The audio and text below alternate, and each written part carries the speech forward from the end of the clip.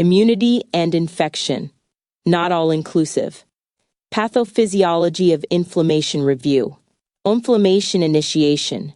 Tissue injury is the primary trigger for the inflammatory process, serving as a signal to the immune system that there has been damage. This injury can result from various sources, including physical damage, pathogens, and chemical irritants. The body recognizes these threats through pattern recognition receptors, PRRs, on immune cells, which detect damage-associated molecular patterns, DAMPs, released from damaged tissues. This recognition activates the inflammatory response to repair tissue and eliminate potential pathogens. Chemical mediators in inflammation. Histamine is responsible for immediate vasodilation and increased capillary permeability. It is synthesized and released primarily from mast cells and basophils, leading to the expansion of blood vessels and allowing plasma to seep into the tissue, causing inflammation and swelling.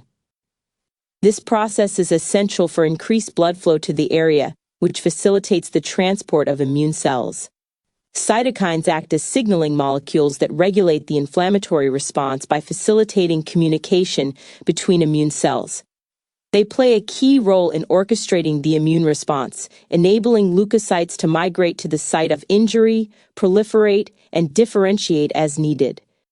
Leukotrienes contribute to prolonged inflammation and bronchoconstriction, particularly in conditions such as asthma. These lipid mediators are produced by leukocytes and mast cells and enhance the inflammatory response, promoting vascular permeability and attracting more immune cells to the inflamed site. Prostaglandins contribute not only to vasodilation, but also to pain sensitization and fever.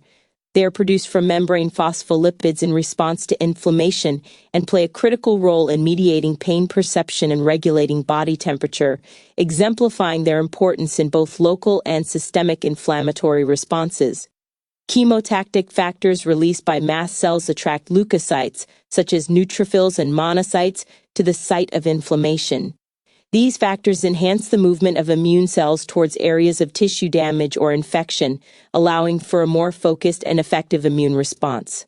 Leukotrienes are released later in the inflammatory process and further contribute to prolonged inflammation and chemotaxis, ensuring sustained recruitment of leukocytes to the inflamed area. The complement system amplifies inflammation through a series of activation cascades that lead to the opsonization of pathogens, promoting their recognition and elimination by phagocytic cells.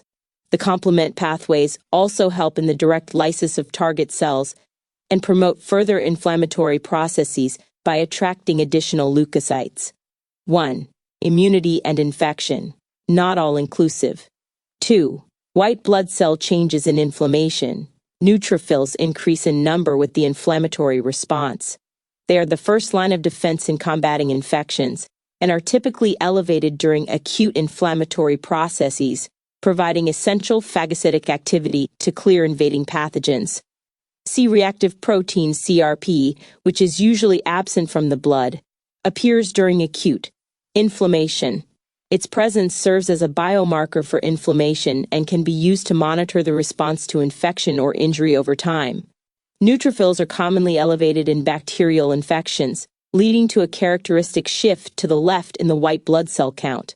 This term refers to the increased presence of immature neutrophils, indicating that the bone marrow is responding to acute demand by releasing these precursor cells into circulation. Erythrocyte sedimentation rate, ESR, increases with inflammation, reflecting the changes in plasma proteins associated with the inflammatory response. This nonspecific test can help assess the presence and intensity of an inflammatory process. Aspartate aminotransferase, AST, is specific for liver inflammation, serving as a marker that helps in diagnosing liver dysfunction and injury when elevated in the bloodstream. Fluid management in inflammation. Lymphatics help in the recovery of excess fluid and proteins that leak into the interstitial space during inflammation, assisting in restoring homeostasis. This drainage is crucial in preventing edema and facilitating the removal of cellular debris and inflammatory mediators. The shift to the left, in white blood cell count, signals an increase in immature neutrophils, suggesting an active inflammatory response that is demanding and overwhelming the usual production capacities of the bone marrow. Creatine kinase (CKMB) is a biomarker specific for myocardial infarction, indicating cardiac muscle damage and assisting clinicians in diagnosing acute coronary syndromes. Inflammatory response duration. Brief exposure to a damaging agent results in a short-term inflammatory response, exhibiting classic signs such as redness, heat, swelling, and pain. This acute response is vital for healing and recovery, aiming to eliminate the cause of injury and restore tissue integrity. When increased plasma proteins associated with inflammation primarily contribute to the elevation of blood viscosity and sedimentation rate, impacting blood flow dynamics and the overall response to injury. These changes can help in the transportation of immune cells and facilitate the healing process. Immunity and infection, not all inclusive. 3. Neutrophil role and exudates. Neutrophils serve as the primary phagocytes in the inflammatory response, playing an essential role in engulfing and digesting pathogens, cellular debris, and foreign materials at the injury site.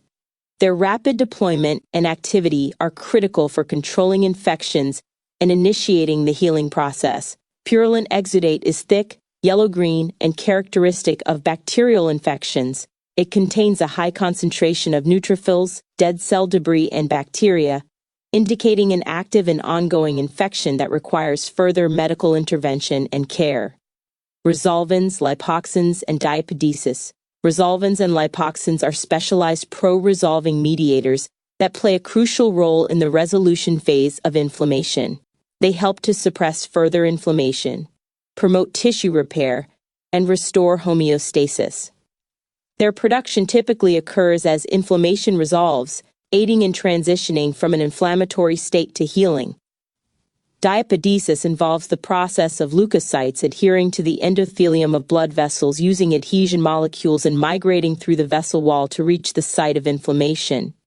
This crucial step allows for the timely arrival of immune cells to tissues that require repair and defense mechanisms. Capillary permeability, pyrogens, and fibrinous exudates. Increased capillary permeability is a hallmark of inflammation that leads to leakage of fluid and proteins into the interstitial space. This change is essential for providing necessary nutrients and oxygen to the tissues while also enabling immune cells to access the affected area. However, excessive permeability can result in edema and further complications if not regulated. Pyrogens induce fever by acting directly on the hypothalamus. They can be produced by pathogens or released by immune cells responding to infections or tissue injury. Fever serves as a systemic response that enhances the activity of immune cells while inhibiting microbial growth, contributing to the body's defense mechanisms. Fibrinous exudates pose a risk of adhesion formation and organ dysfunction due to the deposition of fibrin in tissues. These exudates are often seen in more severe inflammation and can lead to complications if the fibrinous material restricts the normal function of affected organs or tissues. Leukocyte involvement and phagocytosis. Eosinophils are primarily responsible for allergic responses and the elimination of parasites. They are activated during allergic reactions and can release cytotoxic granules, thereby initiating inflammation and tissue damage in allergic conditions. Immunity and infection, not all inclusive. Phagocytosis plays a crucial role in debris removal at an injury site. By engulfing and digesting pathogens, dead cells, and debris, phagocytes such as neutrophils and macrophages help to clear the area and pave the way for tissue healing and repair. Leukocytosis and fever. The shift to the left indicates a high proportion of immature neutrophils in circulation, signifying a substantial inflammatory response. This shift suggests that the body is rapidly responding to an acute infection or injury by mobilizing neutrophil production in the bone, marrow. High fever enhances immune cell activity and inhibits microbial growth. By elevating the body temperature, fever serves as a defense mechanism that fosters an environment less favorable for pathogens while simultaneously boosting the efficacy of the immune response through increased leukocyte activity. Systemic effects of inflammation. 1. Blood flow changes and systemic effects. Blood flow decreases in the inflamed area due to fluid accumulation and vascular changes, including vasodilation, initially followed by potential stasis. This altered flow can influence the transport of leukocytes and nutrients to the injured site, impacting the inflammatory response's effectiveness. Fever and other symptoms can be a systemic effect of extensive inflammation, often reflecting a robust immune response. Other systemic effects may include malaise, loss of appetite, and muscle aches, which serve as indicators of the body's active fight against infection or injury.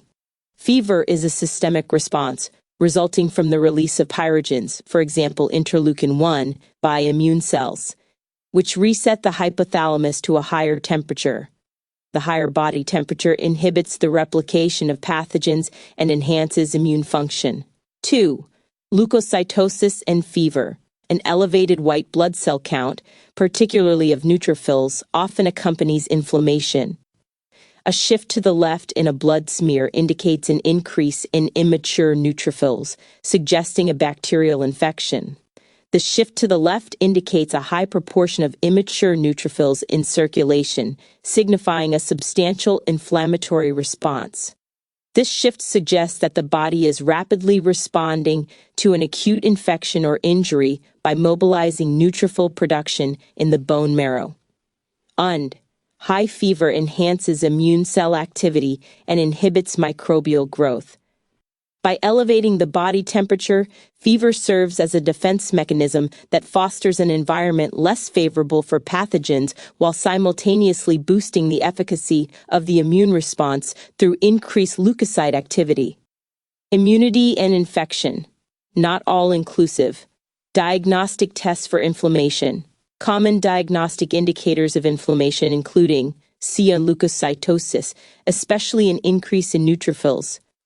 Elevated CRP and ESR, these provide nonspecific markers of inflammation, and elevated plasma proteins, such as fibrinogen, prothrombin, and alpha-antitrypsin, indicating increased protein synthesis by hepatocytes. Application. 1. Innate versus adaptive immunity, pathophysiology. Innate immunity, first line of defense, nonspecific and immediate. Components: physical barriers, skin, mucous membranes, phagocytes, neutrophils, macrophages, natural killer, NK cells, and complement system. Recognizes pathogens via pattern recognition receptors, for example, toll-like receptors, adaptive immunity, specific and delayed response, components B cells, humoral immunity, and T cells, cell-mediated immunity. Involves memory cells for faster future responses. Diagnostic and laboratory testing, complete blood count CBC with differential lymphocyte and neutrophil counts. Immunoglobulin levels, IgG, IgA, IgM, Ig, IgD. Flow cytometry for lymphocyte subpopulation CD4+, CD8+ counts. Pharmacology, innate anti-inflammatories. NSAIDs, corticosteroids, adaptive, vaccines, monoclonal antibodies, immunosuppressants, cyclosporin, methotrexate. 2. Acute versus chronic inflammation. Pathophysiology, acute inflammation. 5. Immunity and infection. Not all inclusive, and rapid onset, lasts hours to days. Triggered by injury or infection. Key players: neutrophils, cytokines, L-1, TNFA, and prostaglandins. Results: redness, swelling, heat, pain, and loss of function. Chronic inflammation. Prolonged inflammation persists for weeks to months. Key players: macrophages, lymphocytes, fibroblasts, and cytokines, IL-6, IFNY. Results: tissue damage, fibrosis, and potential systemic effects. Diagnostic and laboratory testing: acute C-reactive protein CRP, erythrocyte sedimentation rate ESR, procalcitonin. Chronic elevated ESR, CRP, imaging CT, MRI for fibrosis, pharmacology, acute NSAIDs, ibuprofen, corticosteroids, antibiotics, if infection-related, chronic disease-modifying anti-rheumatic drugs, DMARDs, biologics, TNF inhibitors. 3. Hypersensitivity reactions pathophysiology, type 1 immediate, IgE-mediated, for example.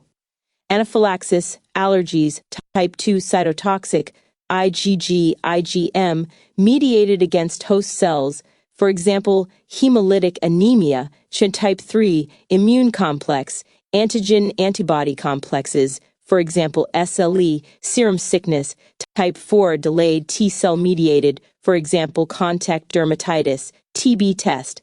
Diagnostic and laboratory testing, skin prick testing, allergen-specific IgE, complement levels C3, C4, biopsy for type IV reactions, pharmacology, antihistamines, epinephrine type 1, corticosteroids and plasmapheresis type 2, 3, immunosuppressants type 4, immunodeficiency disorders, immunity and infection. Not all inclusive. 7. Pathophysiology, primary immunodeficiency, genetic defects impairing immunity, for example, SCID, DiGeorge, syndrome, secondary immunodeficiency, acquired due to infection, HIV, malnutrition or medications, immunosuppressants, diagnostic and laboratory testing, CBC with differential lymphocyte depletion, immunoglobulin panel, HIV testing, flow cytometry, CD4, CD8, pharmacology, antiretrovirals, HIV, IV immunoglobulin, IVIG, antibiotics, antifungals, and cytokine therapies. 5. Autoimmune disorders pathophysiology. Immune system attacks self-antigens due to loss of self-tolerance.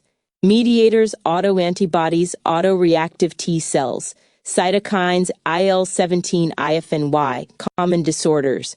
1. Rheumatoid arthritis RA, chronic inflammation of synovial joints. DIG tests, rheumatoid factor RF, anticyclic citrullinated peptide, anti-CCP. Drugs, DMARDs, methotrexate, TNF inhibitors. 2. Systemic lupus erythematosus, SLE, multi-organ autoimmunity. Tests, ANA, anti-dsDNA, complement levels, C3, C4. Drugs, corticosteroids, hydroxychloroquine, belimumab. 3. Multiple sclerosis, MS, autoimmune demyelination in CNS. DEG tests, MRI, plaques, CSF oligoclonal bands. Drugs, immunomodulators, interferon beta, glatiramer acetate. 4. Hashimoto's thyroiditis, hypothyroidism due to thyroid autoimmunity. Tests, TSH, anti-TPO, antithyroglobulin antibodies. Drugs, levothyroxine. 5. Graves' disease, hyperthyroidism from TSH receptor antibodies. Tests, TSH, T3, T4, TSH receptor antibodies. Immunity and infection, not all inclusive. 8. Drugs, antithyroid drugs, methimazole, beta blockers, radioactive iodine,